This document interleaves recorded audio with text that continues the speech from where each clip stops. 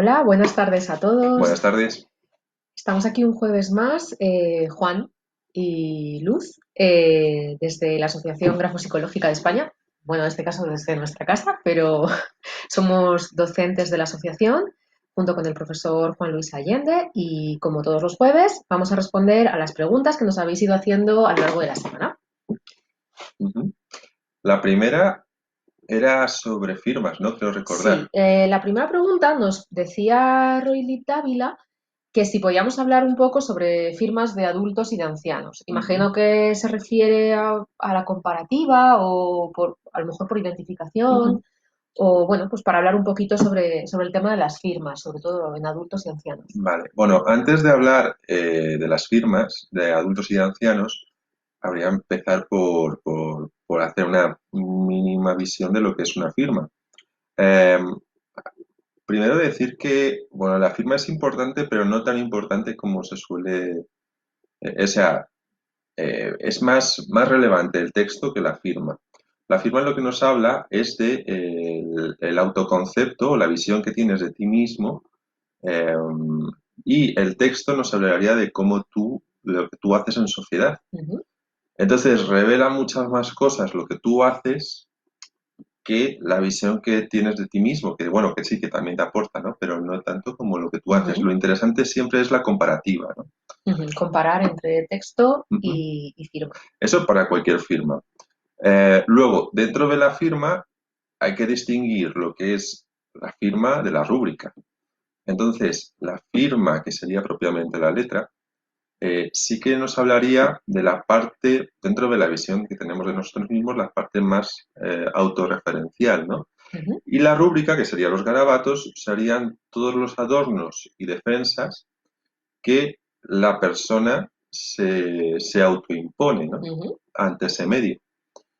Entonces, bueno, eso de forma común.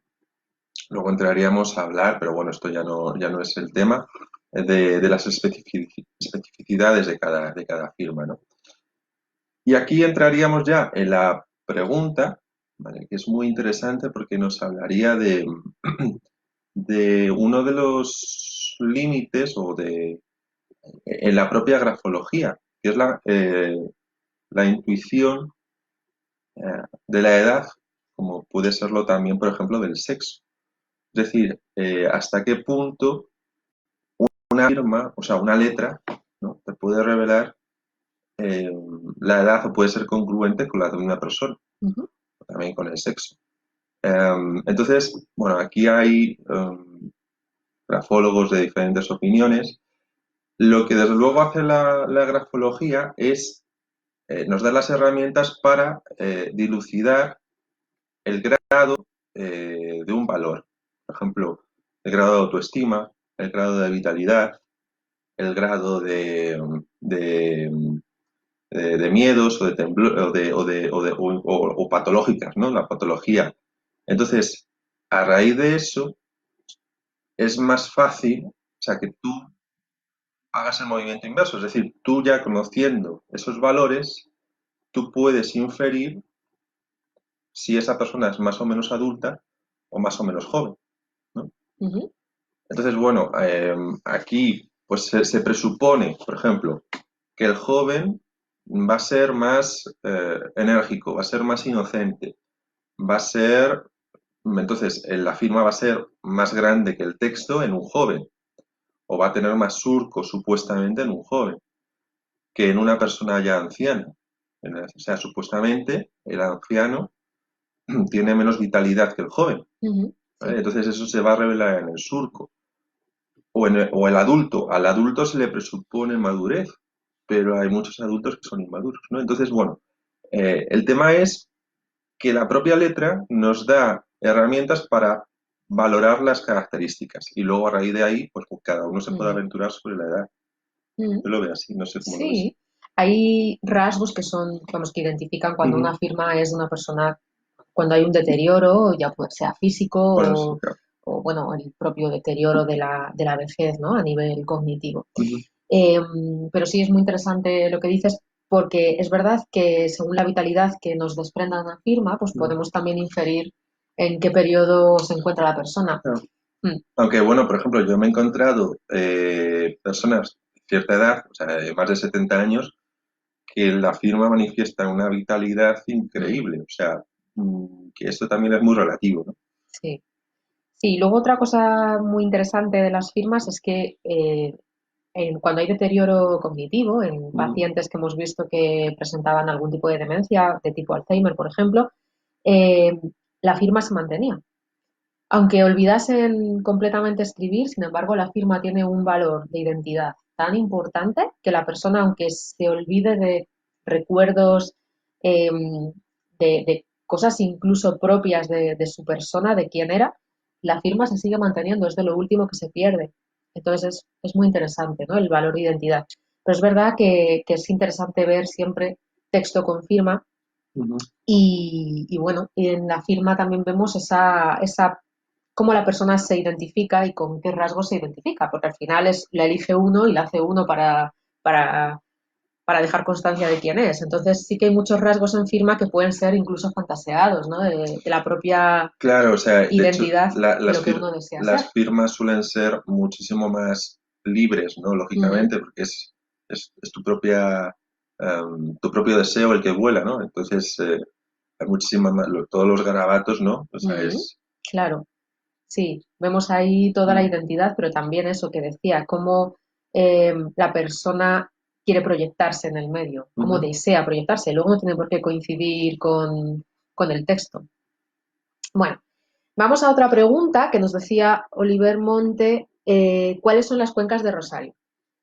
Vale, las cuencas de Rosario hace referencia a un rasgo que nos aparece en presión en algunas ocasiones, ¿no? Que suelen aparecer a lo largo del trazado como entintamientos, pero como puntitos, ¿no? Son como una especie, como bolitas, por eso lo llaman cuencas de Rosario, porque es como a lo largo de la palabra o de cualquier trazo no se ve cómo aparecen pues manchitas, Ujú, empastamientos, pequeños puntos de tinta. Bueno, esto realmente lo que diferencia esto de otros elementos de la presión es que la causa de esto son pequeños temblores, son unos microtemblores que ujú, hacen que desprendas esos puntitos de tinta. Eh, Esto sí que es propio de la vejez ujú, o de estados de fatiga que se han alargado en el tiempo y que la persona pues se encuentra en un estado, o sea, tiene que haber una alteración del estado natural para que esto salga, no es habitual y de una persona sana esto no va a salir, ujú, a no ser que el boli esté estropeado y nos vaya ujú, saliendo esos manchurrones, pero porque sea un defecto del propio útil.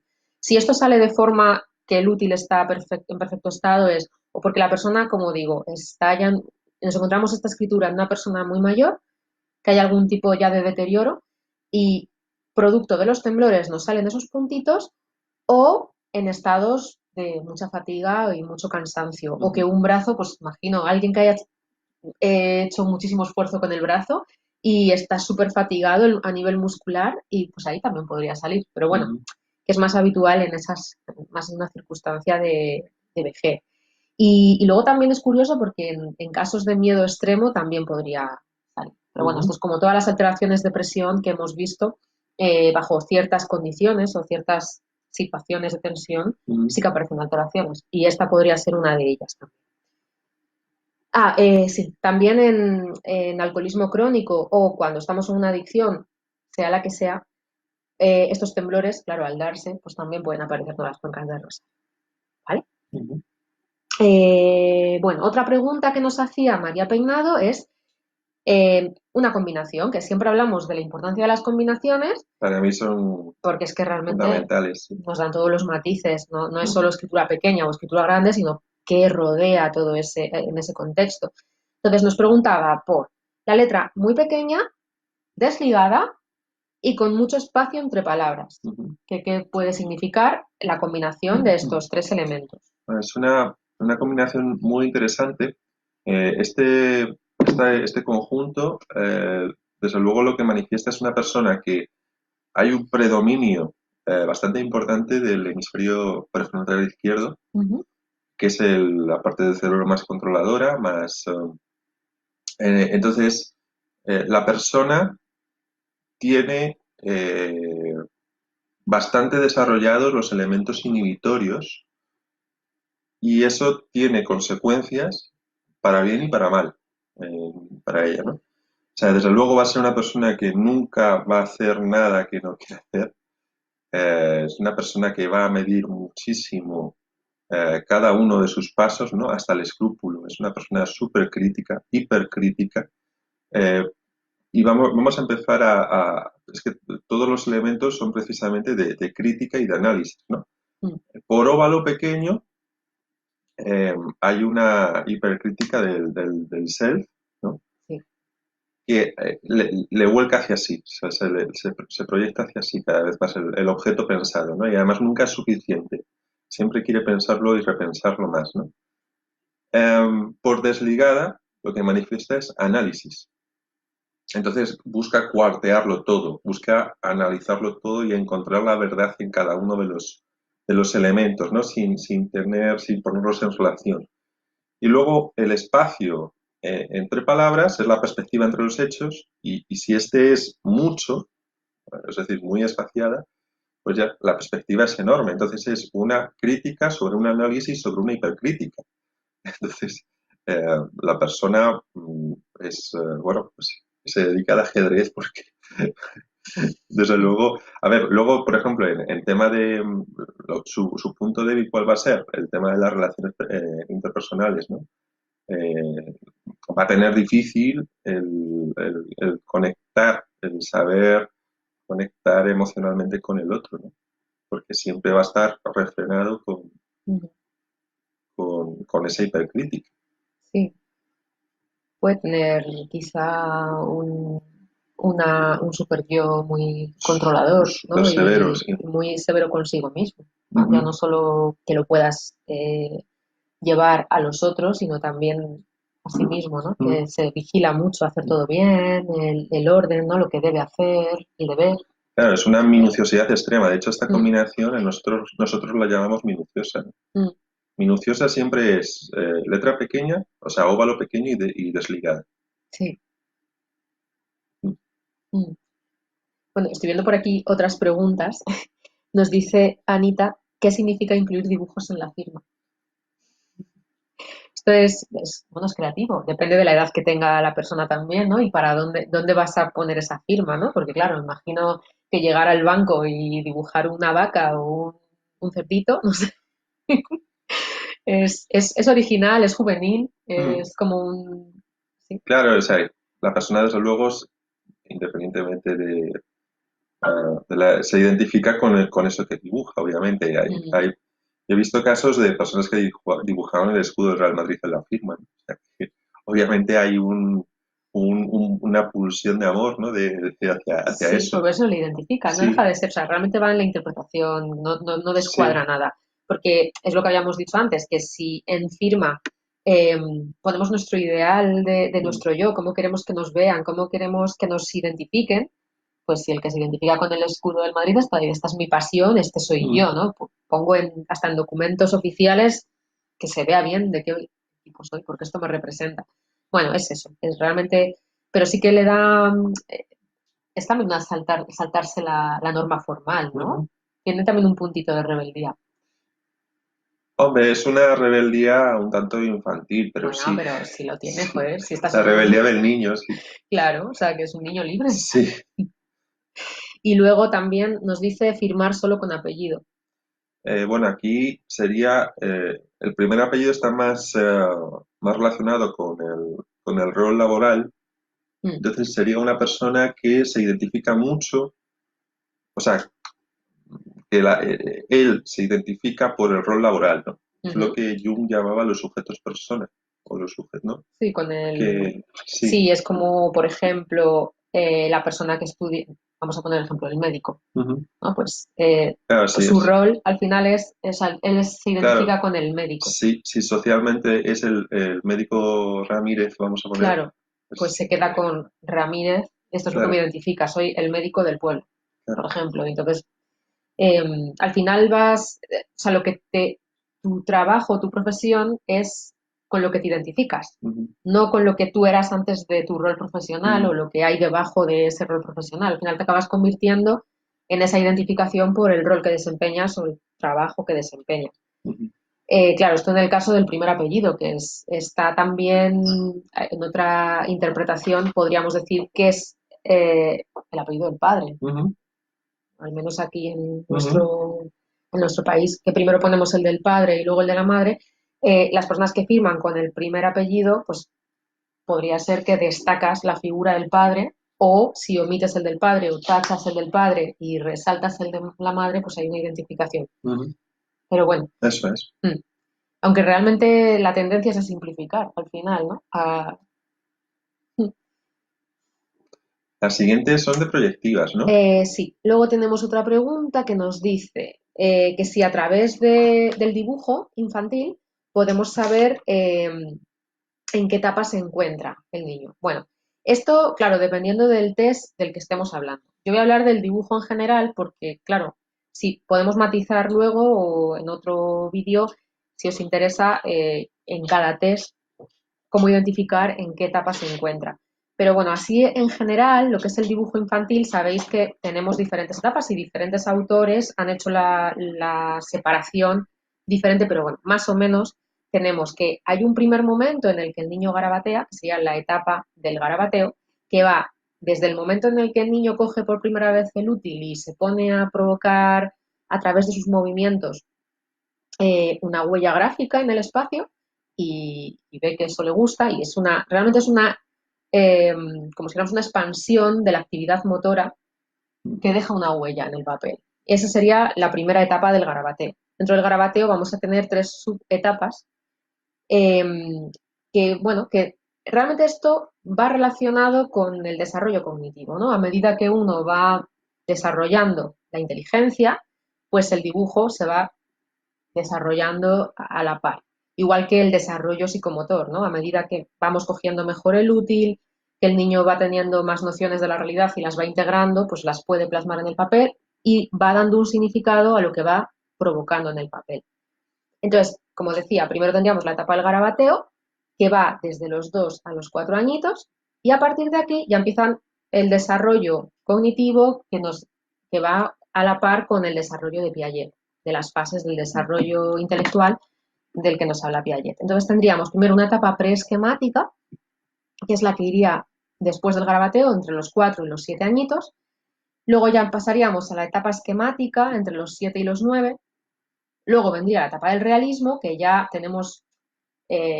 pintamos lo que vemos y de la forma más realista posible. Incluso empezamos a adaptar el color a la realidad, o sea, pintamos con los colores de la realidad. Hasta este momento, un niño pequeño puede realmente pintar las cosas utilizando los colores con total libertad.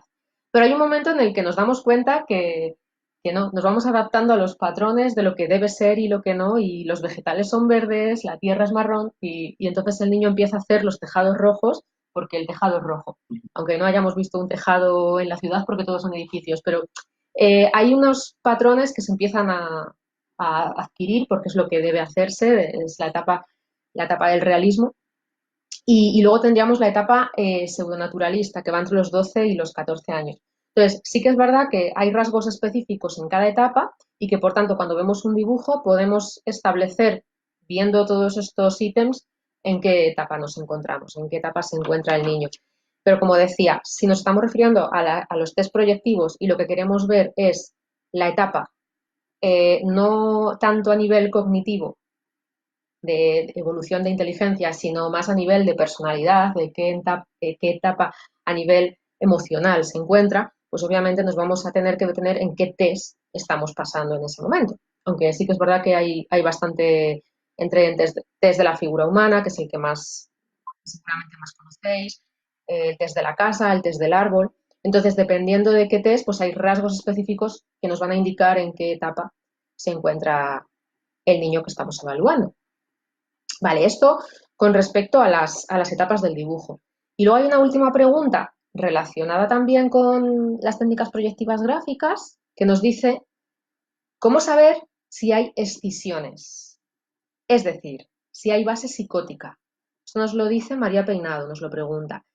Bueno, entonces vamos por partes. Voy a hablaros primero de las escisiones en el dibujo, que sí que tendría que ver con la base psicótica, en el test de la figura humana, concretamente, para hacer un test, porque si no nos volveríamos aquí, tardaríamos horas. Pero concretamente, en la figura humana sí que tenemos unos indicadores que nos estarían hablando de que, bueno, que hay rasgos de base psicótica en la personalidad. Y luego, con esto, lo enlazaremos con la grafología. ¿Cuáles son las escisiones en la letra? ¿Te parece? Porque así Perfecto. hacemos la correlación y lo podemos ver. Ujú. Bueno, ¿por qué he escogido la figura humana? Pues como decía, es el test que casi seguro todos conocéis, que es cuando se le pide a la persona que dibuje una figura humana. Y además que a nosotros, a los psicólogos, nos sirve como apoyo para la comprensión psicodinámica de lo que es el diagnóstico nosológico. Entonces, vamos a ver. He apuntado aquí una serie de ítems que suelen aparecer. Primero, nos suele aparecer, va a haber una debilidad en lo que son los rasgos de contacto. Los que conocéis el test de la figura humana, pues sabéis cuáles son los rasgos de contacto, ¿no? Como pues las manos, bueno, en la cara tenemos rasgos de contacto también, como son los ojos, ¿no? Nos van a hablar de la comunicación, cómo es la comunicación con el Porque hay exterior. una hipersensibilidad, ¿no? Sí, va a haber una hipersensibilidad, efectivamente. Pero lo que nos vamos a encontrar es eso, que a nivel del trazo o a nivel de tamaño o al que está observando el dibujo y que lo está interpretando se da cuenta que eso, que están debilitados todos los rasgos de contacto. Luego, en segundo lugar, una cosa curiosa que aparece en los trastornos psicóticos es que se dibujan las transparencias, ¿vale? Entonces es frecuente encontrarte dibujos donde aparecen los huesos o aparecen los órganos internos. Es normal. O sea, en los dibujos de psicóticos es algo habitual, porque claro, hay poco sentido de la realidad. Entonces no, o sea, se ve la tripa o se ve el corazón, porque el corazón está aquí, entonces se ve, ¿vale? O sea, Sí, ¿tú vas a decir que no algo? es que no es que quiera ser cirujano. Bueno, nos podemos encontrar con alguien que le encante la anatomía, ¿no? Y nos haga un detallado, un mapa, ¿no? Sí, del sí. cuerpo por dentro, pero no, realmente si nos encontramos transparencias son elementos que suelen aparecernos.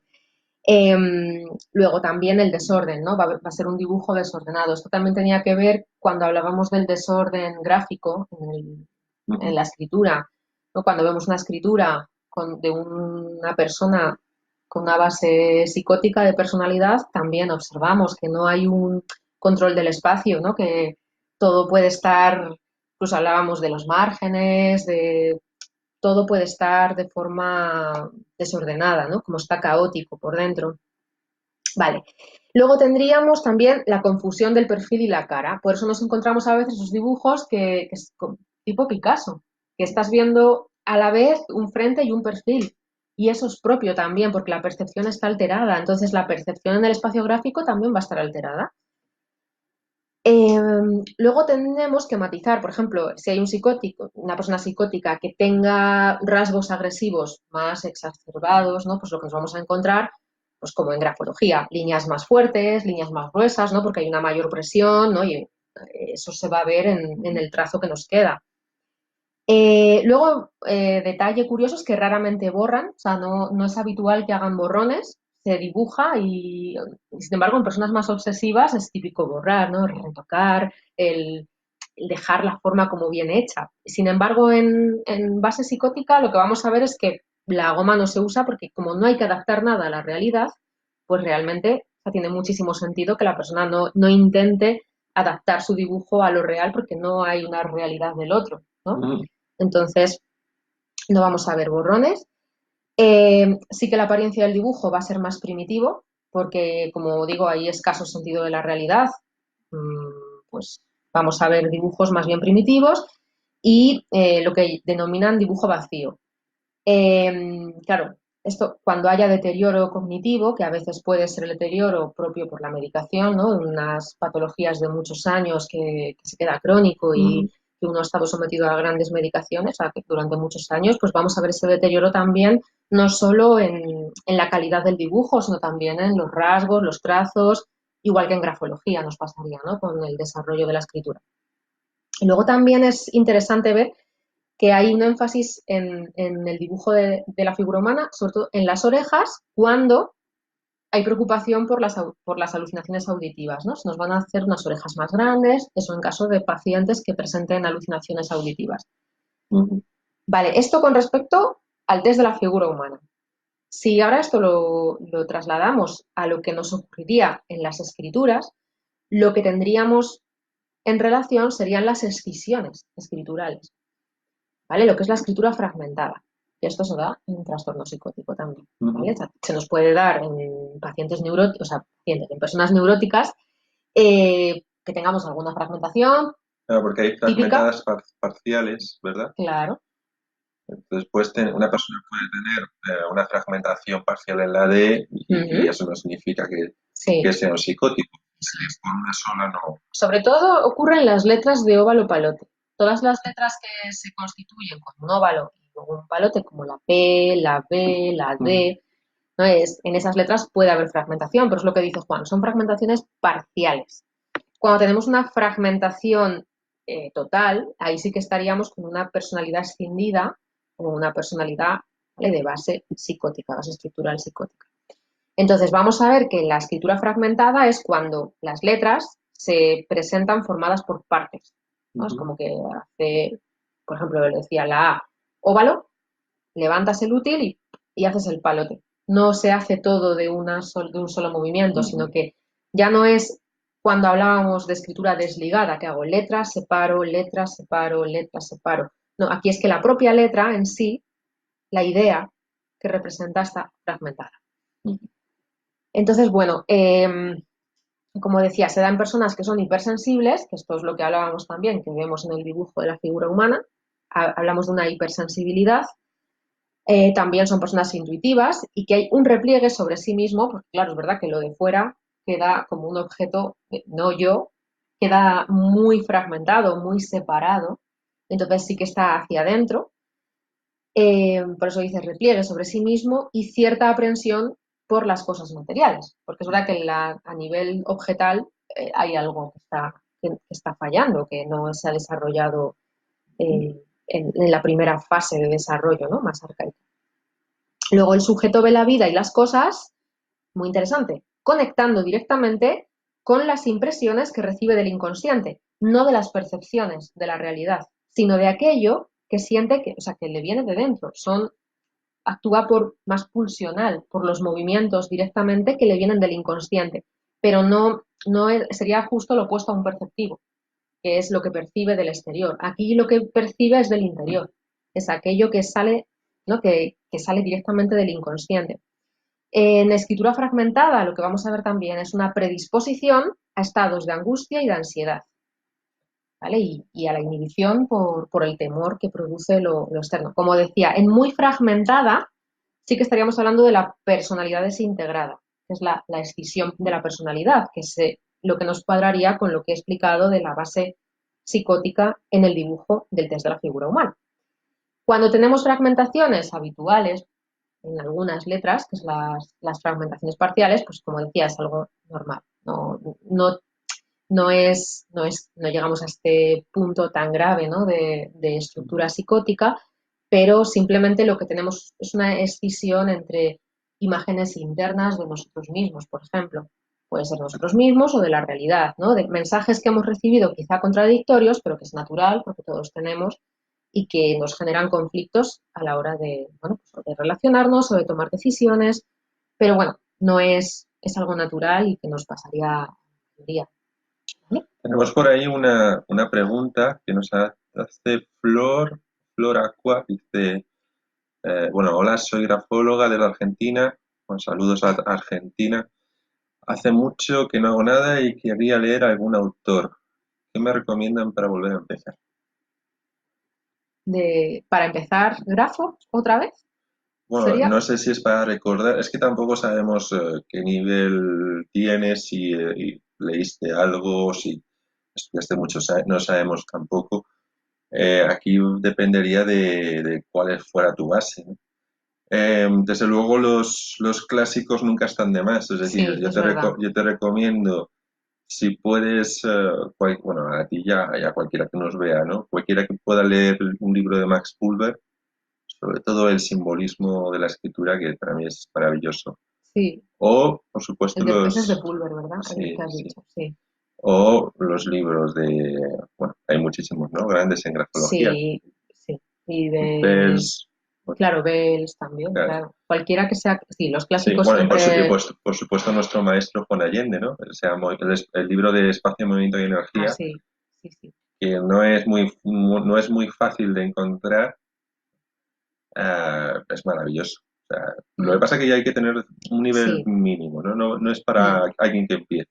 No, bueno, como dices que ya has Mm. estudiado, sí, que O- estaría bien, porque sí Sí. que además sí que tienen muy en cuenta las combinaciones que hablábamos antes, y Ujú. Allende sí que eso vamos, para O él bueno, es muy o importante si también. quieres, te pones en contacto con nosotros y podemos dar alguna clase online y vemos en qué punto estás. También. También es otra opción, ¿no? Mm, Entonces te sí, pones en contacto con nosotros y comentamos las posibilidades sí, es buena idea. para dar clase online. Mm.